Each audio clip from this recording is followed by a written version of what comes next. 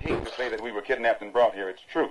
It's not hate to say that we were Jim Crow, discriminated and segregated. It's true. Our problem has been, as black people, we've always been concerned about white America, never about... I can't be a pessimist because I'm alive.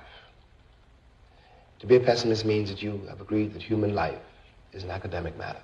We might not be back. I might be in jail. I might be anywhere. But when I leave, you can remember I said with the last words on my lips that I am a revolutionary. And you're going to have to keep on saying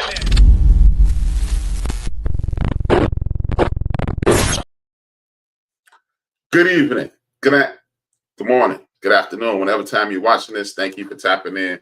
This is the End of the Bench Media. I am HRap. This is 15 minutes with HRap. I do this every day. Thank you for tapping in. Before I start, like, thumbs up, thumbs up. You can also watch this on www.theendofthebench.com. You see it on the screen. You should any minute now. There you go. www.theendofthebench.com. Check it out. I also give you a Black History moment, give you a segment. You go there and watch. Give the creator credit as well as traffic to my website, expanding, putting me into the algorithm, helping our community one day at a time. Today, it's missed out on misfortunes. At this point, we can maximize all the things that we've been disappointed with in regards to financing our computer. Before I start, I almost slipped. Thank you to Dolores and John. Dolores and John are my parents. Without my parents, there is no me. Without them, there's no me. Without me, there's no podcast. You'll be watching the football game. We'll get ready to watch the football game. We're already immersed in the football game if you are already not there. Again, I always say thank you because it's greatly appreciated that you give me time. Again, hit that like button. It's important. Look, liking is actually more important than watching, but you need to watch for your edification. Thank you for tapping in. Today, entertainment seems to be a pivotal portion of the finances in our community. I mean, it is a major portion, not a pivotal, a major portion of the finances in our community. For whatever reason, we continue to push our children towards the opportunities of entertainment. My child has a dream to be an NFL player. That's in all 50 states. A lot of us are saying that to our children. He wants to be a football player. My mother did the same. Send me to football camps, send me to baseball camps, play basketball all the time. I wanted to be an athlete. I want to be an entertainer. I want to be a singer. I want to be a dancer. I want to be something in entertainment. But there are very few opportunities in that athletic realm that a lot of us seem to this is our way out. You even have rap songs where the notorious B.I.G. says, either you sling and crack rock or you got a wicked jump shot.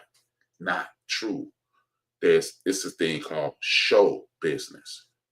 Show, the entertainment aspect, business, where the money reside. That's what we need to focus on. Hey man, what's the guy named a couple of days ago? Miguel Soto got a $700 million contract. Oh my God, I need to get my son in baseball. No, you don't. Because it's 25 guys on that team. You think all 25 of them making $700 million over the next 15 years? No, they are not. Do you understand when Derek Jeter won his first 2 World Series championships, his first 2 opportunities to win championships, he was making $250,000. It's some people that's watching this right now that's making what Derek Jeter made. It's some MLB players that are making $75,000 to $80,000. Understand, everything that glitters is not gold. Being on television, hitting home runs, running around those bases, catching football, blocking, does not equate to generational wealth. He signed a $4 million contract. No, he will put in his pocket. After Uncle Sam gets hold to it, it's already at half. And then guess what? When you play for the Bears, when you go up to Green Bay, Wisconsin taxes. Go over to Detroit taxes. Go play the Colts and Indiana taxes. Go play the Titans tax, Tennessee state tax. Yeah, you didn't know that, did you? Yes, indeed. So all that money you think these guys are making, a lot of that money is eaten up by taxes. Over they have gold chains and they have cars. That's why they end up broke a lot of the times, because they did not know what they were doing with the finances. Why would an 18-year-old person know what to do with $1 million? An 18-year-old person that comes from urban America or who lives below the poverty line. Yeah, he should have chased his dream.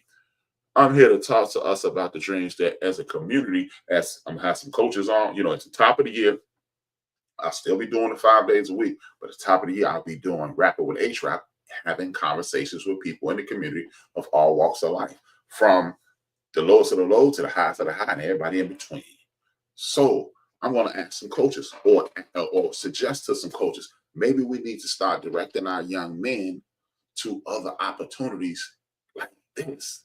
The new president, he wants to do away with HBCUs. It's discriminatory. I just don't say it's for black people. Not a problem. Not a problem. Come on down there, bring it in. But guess what? We don't have to give it up. It's still going to be a historically black universities, but some young white kids, more young white kids, because they're contrary to popular belief, there's some white people in the yard. They want to come more, and it's going to be like Tennessee State University. Used to be HBCU, now it's just a university. Not a problem.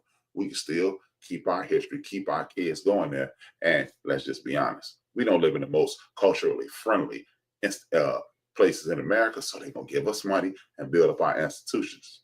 In the meantime and between time, this is what I want us to understand. Coaches, parents, aunts, uncles, mentors, friends, neighbors, this is what I want us to understand.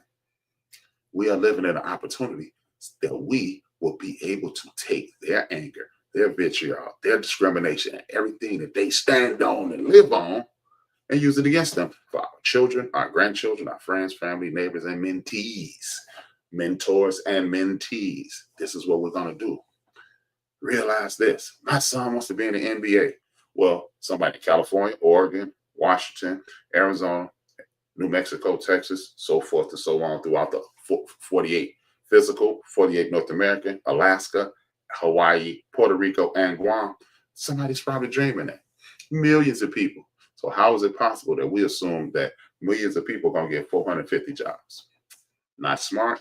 The MLB, you got millions of kids fighting for 750 jobs.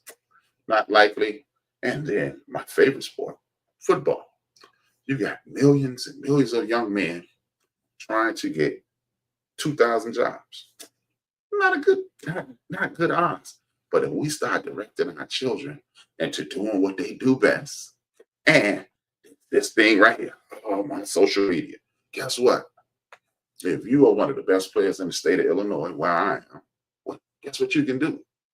We can push our child, and we can, make him social media presence.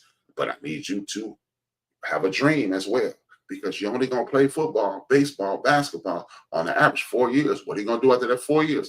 What are you going to do after? Okay, you make it. What are you going to do after the 10? That's what we need to be pushing our children. Guess what? And then you put their social media presence, and then they get 100,000, 200,000, 300,000. We're going to dream and dream big. We're going to dream big. 1 million subscribers.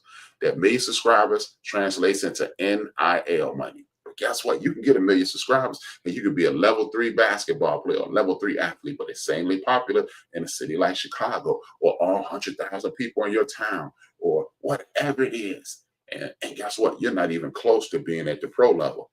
But a big time university will come get you. Hey, you're the man in Illinois. Yes, I am. So I'm going to go, University of Illinois. This is what I want to do. Instead of giving me that $400,000, $500,000, $600,000, $700,000, give me $300,000 cash. And I want to make sure my little sister and my little brother get a guaranteed education for free. And then I want you to house my mother as long as I'm in your school. Guess what? The popularity grows. The Fighting the Lion now, their presence grows. Now people are paying attention. Y'all giving me more money. I leave that school with a degree and set for life. And then if I get drafted, sweet. Guess what? We've used them to educate our younger people and our older child. And guess what? Now you can become a doctor, come back to the community and be a physician for the community. You can be an attorney and defend some of our young men. You can get a poli-sci degree, political science, and you can be a person who are changing the laws. We can use all that hate that they use against us. He's just a job. Indeed, I am. I'm just a job. But I want to make the NBA, but I also understand the likelihood of it is not that. I'll be back. Y'all know it's about that time. It's halftime in the show. It's about that time for me to show y'all a piece of Black history. Y'all already know it comes from onemic.com. You'll see it. And if you really want to do me and the one man country boy a favor, go to www.theendofthebench.com and watch the video in its entirety. Both of us get credit. Be back in a second. This is something I think you need to know about because we continue to ignore our history, and our history shows us the pain and the anguish we've gone through, but it also shows us the power we have. Imagine you're standing in the sweltering heat, 1940s Alabama, traveling hundreds of miles to your brother's wedding. You are met with severe racism, only to later return donning a turban and adopting an accent. Suddenly, you're transformed from an oppressed Black man to a South Asian Indian who is suddenly treated with some respect and courtesy. This was the reality of Reverend Jesse Roulet. His story was widely publicized and even included on the front page of the New York Times in November 1947. Theodore Lewis, a Harlem Renaissance writer and editor, pointed out the irony of Roulet's experiment in the Interracial Review. It highlighted the folly and the injustice of racial discrimination. See, it wasn't that long ago that the shade of your skin could dictate your entire life's trajectory. So many Black and brown individuals had European features such as thin noses, lighter hair, lighter skin, or straightened hair. And if you again go to www.theendofthebench.com, watch the video in its entirety. Hit that like, hit that share, tell a friend, subscribe to that page as well. We're gonna do this Black thing, and we're gonna make this Black thing work, people. But back to what I was talking about. And you go to my website, watch that video. He gets credit, I get credit. Everybody with one hand washing the other, both hands washing the face. Oh, I also want to say this: the people who have been watching my videos since I said hit that like button, salute to you. Got a new country on the deck. New country on deck. Guyana, South America. Salute to the brothers and sisters down there. Greatly appreciate it. It's a pretty and Haiti. I didn't say Haiti last time. Thank you to the brothers and sisters in Haiti who subscribing to the endofthebench.com, who are watching my videos. It is greatly appreciated. Thank you. Back to the point. See what we can do. See, like I told you, maybe 2 weeks ago, hate only knows how to come straight at you. Anger, vitriol, and negativity knows how to come straight at you. It does not. It wins so frequently that it doesn't have to adapt. If it takes a loss, it comes at so many people at the same time. It doesn't identify the loss. So hate comes right at you. We want to do away with HBCUs. Not a problem. Oh, man, we need to stop going to PWIs. Yes and no. Yes, we need to stop building up HBCUs and making them the place to be. We do. But I at least keep going because it's a dude that's a 12th man on the bench at Duke, North Carolina, Kentucky, Arkansas, UCLA, and so forth and so on that you've never heard of, but he's a hell of a basketball player. One of the young men that I could think of from here in Chicago, he was toast of the town. His name is Sean Dockery. Big Sean Dockery went out to Duke. He didn't play until his senior year, and he didn't even show as well as we assumed he would have.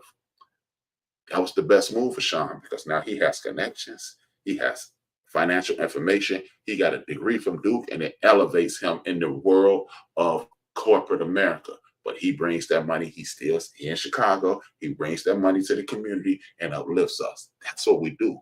We become doctors on their dime. We become lawyers on their dime. We become engineers, software engineers, software developers. We become nurses. We become dentists. We become podiatrists on their dime. Because guess what? You really think you're going to make it to the NBA? Good, son. I need you to practice 1,000 shots a day. I need you to be smart. I need you to be the valedictorian. And I need you to be an academic All-American as well as a athletic All-American. And guess what? In the event that you somehow, some way fall out of love with basketball, nobody falls out of love with loving and knowing and being enhanced. People, let the haters hate. That's all we have to do is let the haters hate. Encourage our younger people to be the best that they can be. Always asking that one question. Shout out to Karen Hampton. Shout out to Dr. Greg Carr asking that question.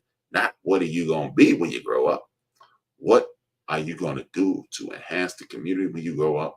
And that's all I have to say. Stop telling our kids to shoot 1 million kids to get 2,016 jobs out of the NFL, 750 jobs out of MLB, and 450 jobs out of the NBA, and tell our kids to be the next doctors, lawyers, engineers, scientists, plumbers, electricians, hazmat people, entrepreneurs. We can do those things. Guess what? Every NFL team has a CEO. He has a president, a vice president, an athletic person, an athletic trainer, a doctor. So if you really love the game and you want to stay in it and be involved, hell, become a referee. They make $350,000 a year. And guess what? If you're an NFL referee, you're a part-time worker making almost $500,000 a year, and you watch the game. 2 fingers, 1 word. God love you. You know, I'm HRap. And it is necessary for those people who rule over us and who rule over African people the world over, if those people are to stay in power, they must destroy our ability to love each other in a healthy sort of way. This is why